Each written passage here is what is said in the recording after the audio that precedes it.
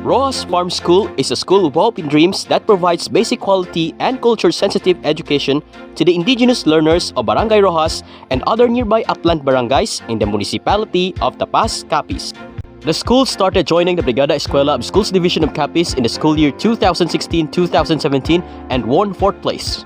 A division, regional, and national awardee of the Brigada Eskwela Best Implementing School Small School category secondary level for 3 consecutive years, 2017, 2018, and 2019, and made it a National Hall of Fame awardee.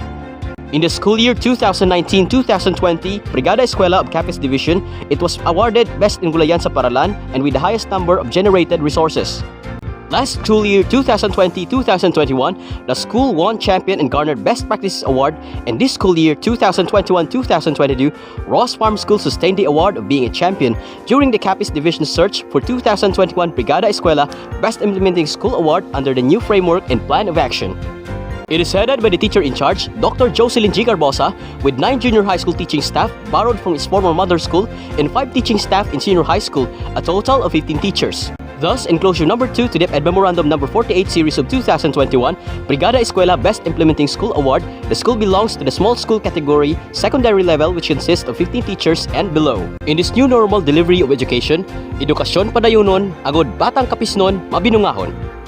Sa Roxas Farm School, may handom kag baglaom, gani kampyon ang mga kabataang panay bukidnon. Arangkada Roxas Farm School sa Brigada Eskwela. Brigada Eskwela Partnership Engagement Activities, 40%. This pertains to the kind impact of partnership engagement activities which may be measured in the terms of number of learners, teachers, non-teaching personnel who benefit from these activities. Here are the Brigada Eskwela Partnership Engagement Activities conducted with the MOVs. Number 1. Arangkada Roxas Farm School sa Brigada Eskwela. This is to generate funds and supplies for the establishment and operations of farm school for 15 teachers as beneficiaries. Number 2. Piso mo para sa brigada ko, to generate funds for the procurement of necessary items and equipment in the new normal delivery education for 15 teachers as beneficiaries. Number 3. Wins na wins sa Brigada Eskwela, to strengthen the implementation of WASH programs in school and at home for 385 parents or students and 15 teachers. Number 4. Brigada Pagbasa Program, batang panay bukidnon aton pabasahon ang good mangin kampiyon, to intensify the implementation of Brigada Pagbasa to non-readers and struggling learners during the Brigada Eskwela months. Number 5. Search for Gulayan sa Tahanan Blessed Implementer, to intensify the implementation of Gulayan sa Tahanan in every household during the Brigada Eskwela months for 385 students or parents. Number 6. Biodiversity Sessions, pagpapahalaga sa samut-saring buhay, and environmental healing supports, to integrate the youth, birds, life, conversation, and healing efforts at the time of COVID-19 pandemic for 15 teachers and SSG officers. Number 7. Search for Best At-Home Learning Space Implementer, to intensify the implementation of at-home learning space in every family during the Brigada Eskwela months for 385 students. Number 8. Obra mo, ibida mo sa dukoron nga pandemya program, to intensify the use of indigenous crafts such as libon or bayong among the parents, especially during the distribution and retrieval of modules for 385 parents. Number 9. School Disinfection Decontamination, to ensure the safety of the school against COVID-19. Number 10. School Fire Safety and Electrical Inspection, to ensure the fire safety and electrical connections of school. Number 11. Abot Alam para sa mga kabataan, Project E-Kariton, to deliver the basic computer literacy program among the IP learners. Number 12. Tingog sang panay bukidnon nga mga kabataan aton pamatian sa panahon sa pandemya, Regional IP Youth Convention in the Visayas, to strengthen the panay bukidnon culture amidst the COVID-19 pandemic. Resources generated relative to the new Brigada Eskwela framework, 30%. This pertains to the resources generated to support the BE-LCP implementation, health and safety protocols. These shall be based to the prevailing market value of the items donated and reflect the equivalent of the volunteer man hours generated from the partnership activities. Summary of generated resources. The total donation in kind is 325,555 pesos, while volunteer man hour is 12,075 pesos, with a total amount of 337,630 pesos. Based on the Capiz Division Memorandum Number 204 Series of 2021, Search for 2021 Brigada Eskwela Best Implementing School Award, rubrics for generated resources for small school category secondary level, which is 300,001 pesos and above for 30%, and therefore schools generated resources, which is 337,630 pesos, obtains 30%. The donations in kind. Here are the activities conducted and the breakdown of the donations in kind received by the school from donors and partners for the month of June and July 2021, with a total of 13,750 pesos. These are the MOVs of the generated resources.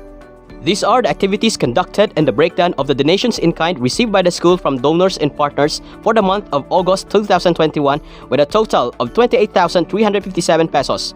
Here are the MOVs of the generated resources. For the month of September 2021, the school received the biggest donation in kind from the donors and partners for the different activities conducted, which has a total of 272,439 pesos. These are the pictures of donated items received and inventory custodian slip as proof of donations. These are also the pictures of the beneficiaries receiving the donated items. The volunteer man-hour.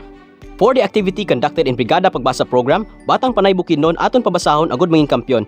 The implementing partners are the SSG officers, alumni, 4-piece parents, ID elders, teacher applicants, and guardians brotherhood, which is the equivalent of the volunteer man hours generated from the activity, has converted with a total of 11,475 pesos.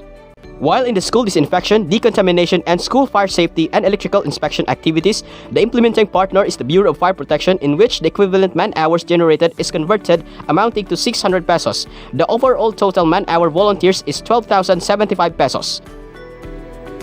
Ross Farm School Basic Education Learning Continuity Plan showcases the activities conducted during the Brigada Eskwela 2021 and a new normal delivery of education. Bayanihan effort to support the BE-LCP implementation, 30%.